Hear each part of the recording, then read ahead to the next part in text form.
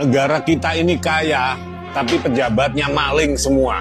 Kekayaan alam hilang, duitnya juga hilang. Kita ini produsen kelapa sawit terbesar di dunia, tapi nggak tahu duitnya kemana. Kita ini juga penghasil nikel nomor 1 di dunia. Di Halmahera, di Maluku, di Sulawesi Tenggara, di Sulawesi Tengah. Tapi duitnya juga nggak tahu hilang kemana. Kita ini penghasil batu bara nomor 3 di dunia. Di bawah Cina dan India. Tapi rakyatnya tetap miskin. Yang disisain hanya danau-danau tambang saja. Gak tahu dibawa tuyul kemana. Soal emas, kita itu nomor 1 di dunia. Di Freeport di Papua itu penghasil emas, tambang penghasil emas nomor 1 di dunia. Tapi rakyat Papua tetap miskin dan menderita. Kita ini juga penghasil timah nomor 2 di dunia setelah Cina. Tapi duitnya juga gak ada yang netes sampai ke rakyat di bawah.